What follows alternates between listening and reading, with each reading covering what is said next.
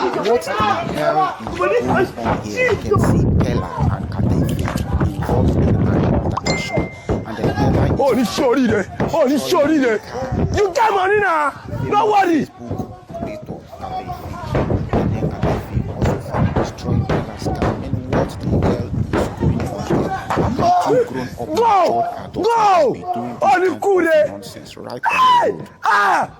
I mean, things that cost millions just to be destroyed just because of anger or something. Please, I want you to help me advise these two adults. Please put your comment, put what you feel in the comment section. Please, I want to hear from you. Why would Peller do this? At least I know that Peller is up to 20 days or more. And then at the festive, one man job up to at least 30 minutes. What the hell is going on here? Please, can you help me to say something? Advise these two people.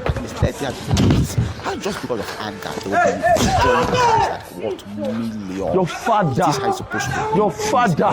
And the prices. We want to see your take on the Ogu kill you. Ogu not kill her. Ogu not kill you. We go finish. You don't break my glass. He break her. He break it. Now lie. Ah, it's okay, Katafi. Jesus, now me get up. Come down.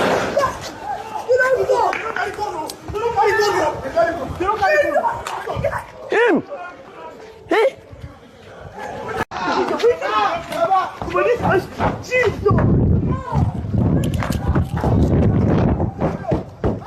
Oh, this shorty there. Oh, this shorty there. You got money now. Don't worry.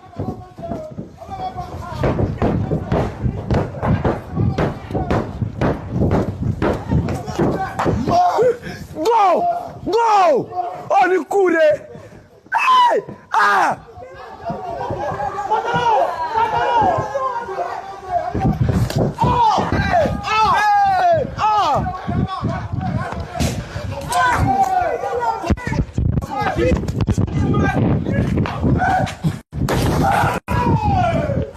Oh, ni shorty there.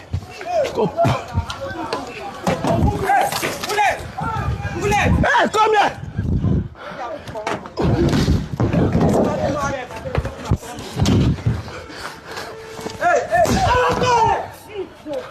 Your father. Ogu kill you.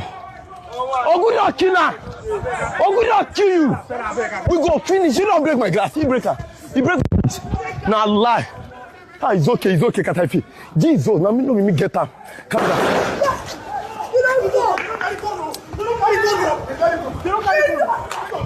Him. Hey.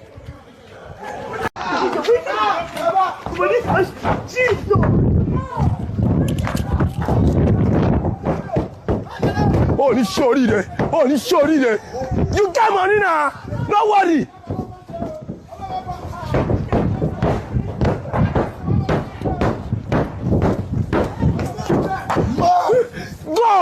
Go! Oh, the cool there. Hey! Ah!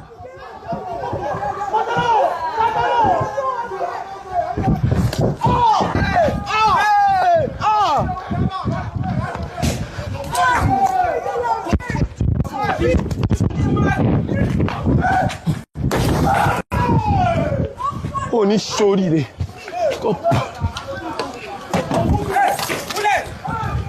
Hey, come here.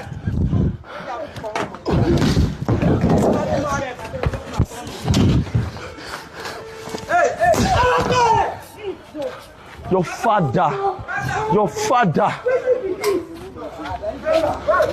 Ogu kill you. Ogu not kill her. Ogu not kill you. We go finish. You don't break my glass. He break her. He break it. Now lie. Ah, it's okay, Katafi. Jesus, now me get up. Come down.